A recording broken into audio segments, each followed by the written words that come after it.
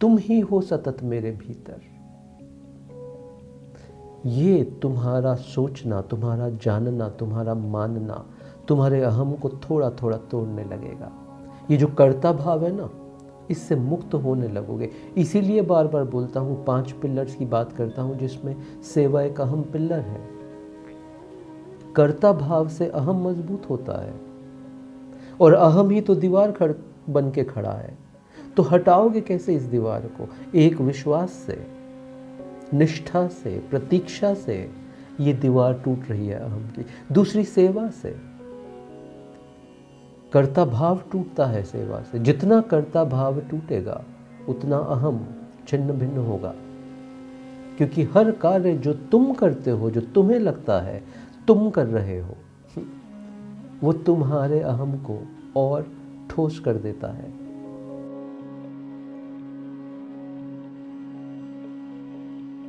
गुरुदेव, आज का पहला प्रश्न मेघा जी नई दिल्ली से पूछ रही हैं। उनका प्रश्न है, भगवत प्रेम जल्दी से जल्दी कैसे पाया जा सकता है? भगवत प्रेम जल्द से जल्द कैसे पाया जा सकता है? प्रश्न सुंदर है। 2 आयाम प्रश्न के। एक आयाम, जब साधक के हृदय में जब साधक के हृदय में ऐसी प्यास उठती है कि कैसे जल्द से जल्द मैं भगवत प्रेम में सम्मिलित हो जाऊं, जुड़ जाऊं भगवत प्रेम से।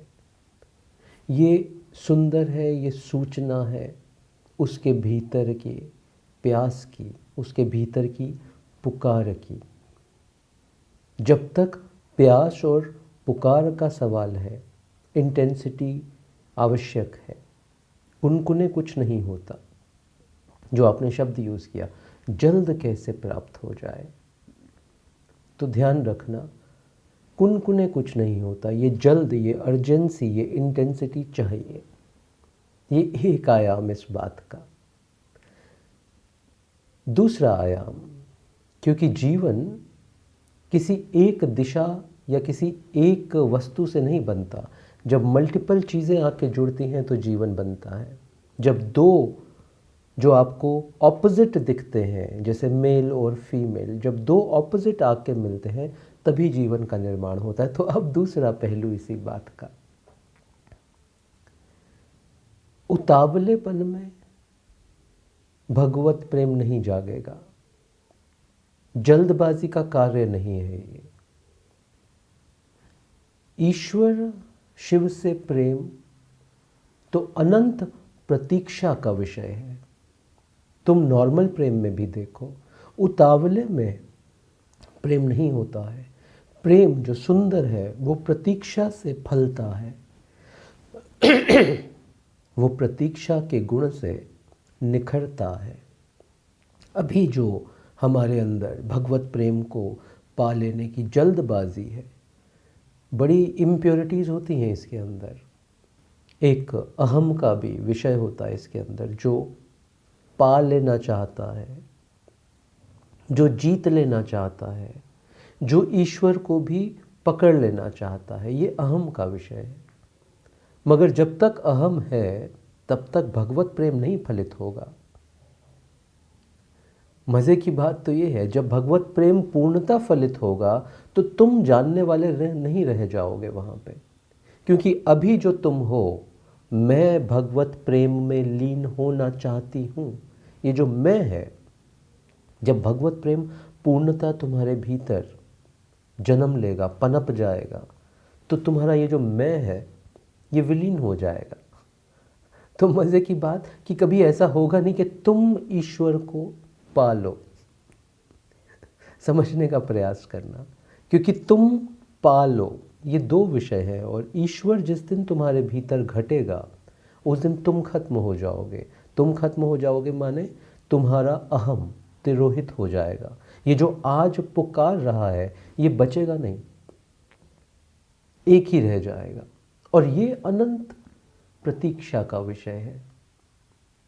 कितनी तुम्हारे अंदर बल है प्रतीक्षा का। निरंतर प्रयास तो चलता रहे, बट निरंतर प्रतीक्षा का कितना बल है तुम्हारे भीतर। इस राह में पा लेना विषय नहीं है, प्रतीक्षा विषय है। और सतत प्रतीक्षा के प्रति सतत प्रयास विषय है। तो तुमने पूछा जल्द से जल्द कैसे हो, तो मैंने दो बातें बोली तुम्हें। एक, सतत प्रयास। वो प्रयास तुम्हारी साधना का हो, वो प्रयास तुम्हारे गुरु से, तुम्हारे कितना समय, कितनी ऊर्जा तुम गुरु के सानिध्य में बिता पाते हो, तुम्हारी सेवा क्या है, तुम्हारा संघ के साथ कितना जुड़ा है, ये सब तुम्हारे प्रयास के विषय हैं। और फिर प्रयास के चलते निरंतर भीतर प्रतीक्षा, और प्रतीक्षा में जानना एक बात, प्रतीक्षा में अनंत विश्वास होता है। प्रतीक्षा ऐसा नहीं है कि कब कब कब, एक अनंत विश्वास है कि अब नहीं तो कभी तो तुम मिलोगे ही। एक विश्वास है प्रतीक्षा में। जब तुम ईश्वर भगवत प्रेम की बात करते हो तो हृदय जानता है इस बात को कि तुम मिलोगे मुझे, एक दिन दर्शन हो जाएंगे, एक दिन तुम मुझे अपना बना ही लोगे। ये मैं जानता हूं, मेरा हृदय भीतर से ये जानता है, क्योंकि तुमसे ही तो निकल के ये स्वरूप मिला है मुझे, तुम्हारा ही तो अंश हूं मैं, तो कब तक तुमसे जुदा रहूंगा। ये मैं जानता हूं कि ये अंश अपने मूल पे जाके मिल जाएगा एक दिन, बस थोड़े समय की शायद बात है, बट ये विश्वास मेरे भीतर गहरा है। इस पृथ्वी की कोई शक्ति इस बार इस मिलन को रोक नहीं सकती। इस प्रेम को पनपने से, फूलने से, फलने से कुछ रोक नहीं सकता। ये अनंत विश्वास मेरे भीतर, और इस विश्वास के चलते अब अनंत प्रतीक्षा भी है। समय तुम निर्धारित करना है प्रभु, हे शिव, समय तुम्हें दिया, तुम महाकाल हो, तुम समय को जानो। मेरा कोई उसमें झंझट नहीं है, मैं अनंत प्रतीक्षा में हूं और जानता हूं मिलूंगा, जानता हूं मिटूंगा तुम्हारे चरणों पे। कुछ रोक नहीं सकता, शिव तुम भी नहीं रोक सकते। जब इस तरह का लगन, इस तरह की प्यास, इस तरह का विश्वास और इस तरह की प्रतीक्षा का गुण तुम्हारे भीतर फलित होगा, तो मानो फिर भगवत प्रेम फलित होना शुरू हो गया है, खिलने का प्रोसेस शुरू हो गया है। वो जो बीज है वो अंकुरित होना शुरू हो चुका है। और एक बार जब बीज अंकुरित होना शुरू हो तो उसे वृक्ष बनने में देर नहीं लगती, तो उसे परमात्मा बनने में देर नहीं लगती है। सारा खेल है ये बीज, ये जो बीज यानी तुम्हारा अहम जो है, ये कब टूटे। तुम्हें तुम्हारे ईश्वर, तुम्हारे प्रभु, तुम्हारे शिव से, तुम्हारे भगवत प्रेम से तुम ही रोकते हो। आवरण क्या है? अहम ही तो आवरण है, और क्या आवरण है? ना कोई तुम्हारा परिवार आवरण है, कुछ और आवरण नहीं है, तुम्हारा स्वयं का अहम, मेरा होना ही मेरे मार्ग का सबसे बड़ा रोड़ा है। वो देखते हो ना कि पृथ्वी खुद ही, यहां सूर्य है, यहां पृथ्वी है, पृथ्वी खुद ही अपने बीच में आ जाती है और अंधकार कर लेती है। तुम ही अपने रास्ते के बीच में आ जाते हो।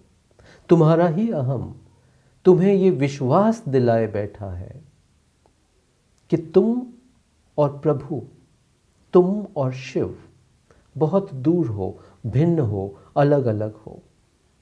ये तुम्हारे अहम ने तुम्हें विश्वास दिला दिया कि तुम अलग हो। अहम का काम ही यही है, उसने तुम्हारा एक सेपरेट यूनिट क्रिएट कर दिया है कि तुम अलग, ईश्वर अलग। अब ये अगर मैं अलग और मेरा ईश्वर अलग, दरमियां क्या है हम दोनों के बीच में? पर्दा क्या है? ध्यान से समझो इस बात को। ये पर्दा तुम्हारा होना है, तुम्हारे अहम की दीवार बीच में खड़ी है। तो तुम्हारे सतत प्रयास से, गुरु की प्रेरणा, गुरु की वाणी से, संघ के साथ से, सेवा के माध्यम से, इन पिलर्स की अक्सर बात करता हूं, ये अहम की दीवार टूटने लगेगी। ये जो विश्वास कि तुम आज नहीं कल मुझे मिल ही जाओगे, मैं लीन हो जाऊंगा तुम्हारे अंदर, आज नहीं तो कल, ये विश्वास तुम्हारे अहम में दरार डालेगा। थोड़ा थोड़ा टूटने लगेगा अहम। तुम मेरे ही हो शिव, मेरा कोई अस्तित्व नहीं है हे ईश्वर तुम्हारे बिना। तुम नहीं चाहो तो ये सांस भी नहीं चलेगी, तुम नहीं चाहो तो ये शब्द भी नहीं निकलेंगे, तुम नहीं चाहो तो एक शब्द सुन भी नहीं पाऊंगा। तुम ही हो सतत मेरे भीतर।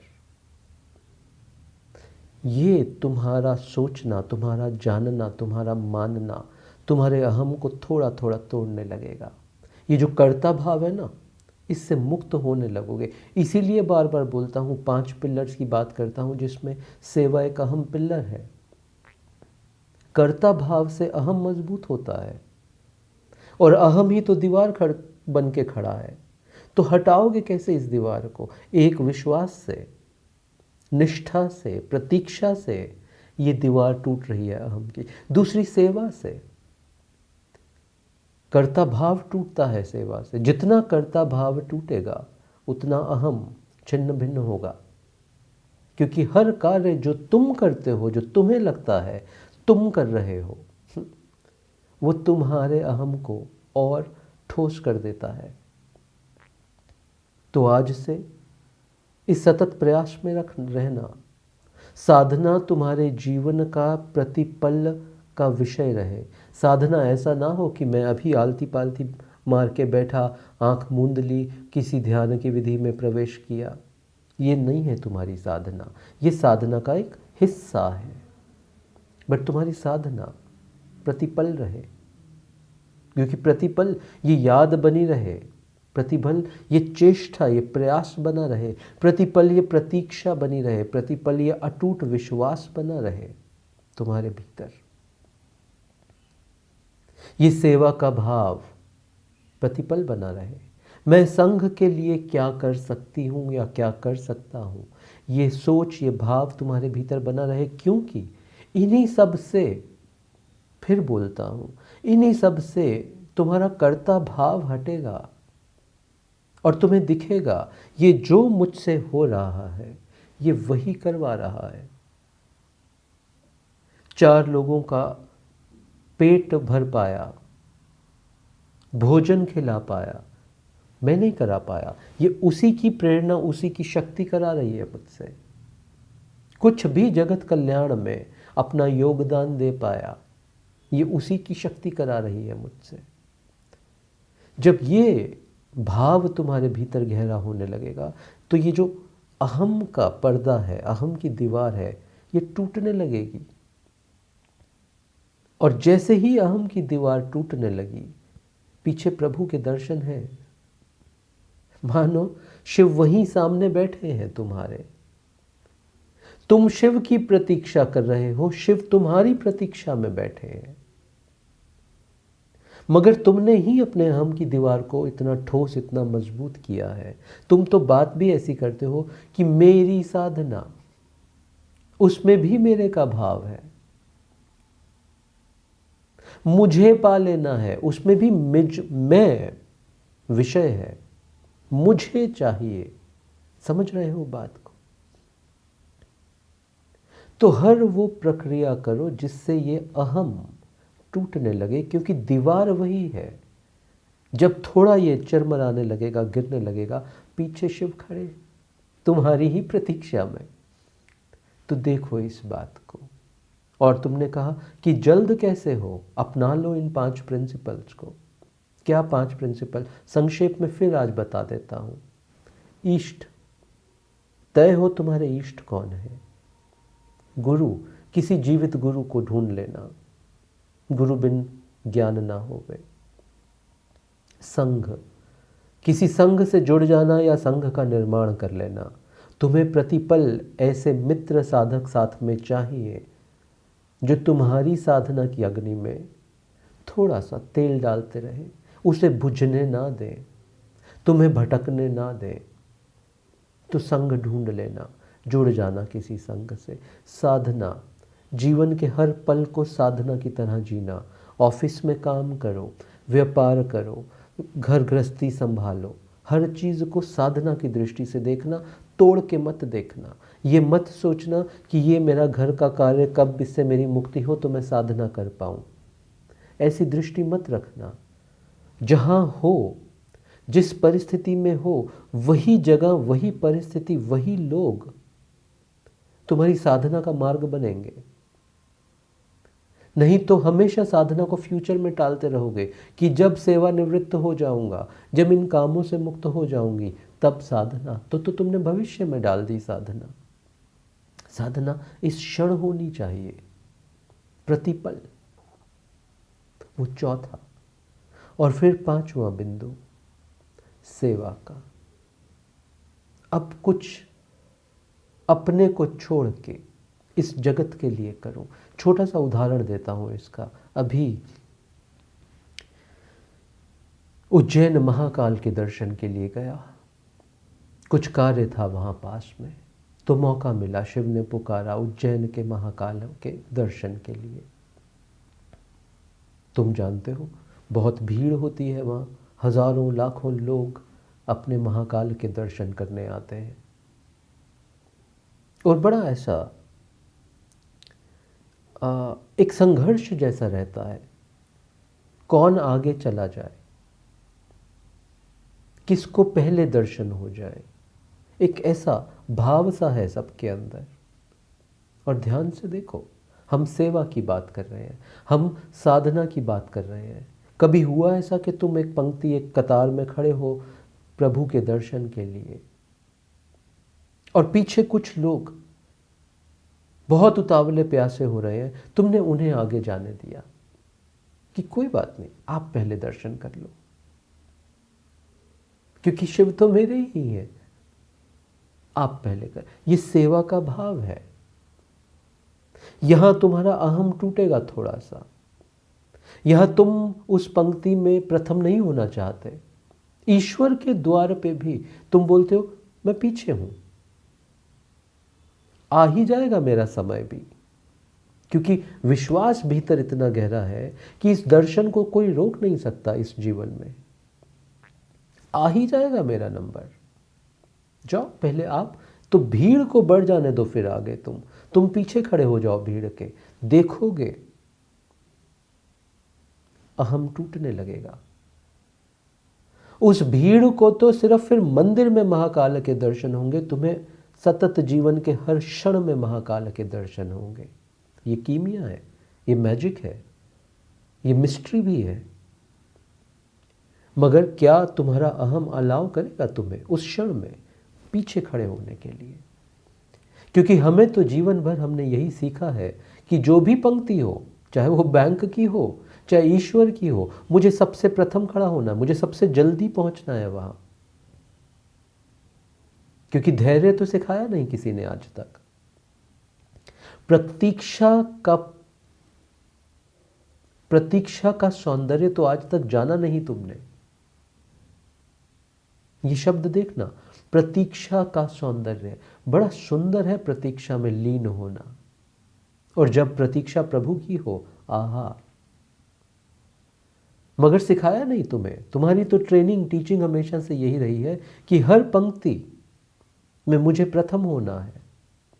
ईश्वर के दर्शन प्रथम होके नहीं मिलते, प्रतीक्षा के सौंदर्य से मिलते हैं। जब हृदय में धैर्य को धारण करोगे तो ईश्वर प्रसन्न होते हैं। कुछ गुण हैं ईश्वर तक पहुंचने के लिए। ये तुम्हारे संसार के नियम काम नहीं करेंगे वहां पे। ये तुम्हारे संसार के प्रथम आने के नियम संसार के लिए शायद ठीक होंगे, धन कमाने के लिए ठीक होंगे, ईश्वर को पाने के लिए ये नियम नहीं लगेंगे। ईश्वर की दुनिया के नियम बहुत अलग हैं। तो थोड़ा इन बातों को सोचो, इन पे चिंतन करो, मनन करो। ये मेरे शब्द बस ऐसे ना हो कि तुमने सुने और बात खत्म हो गई।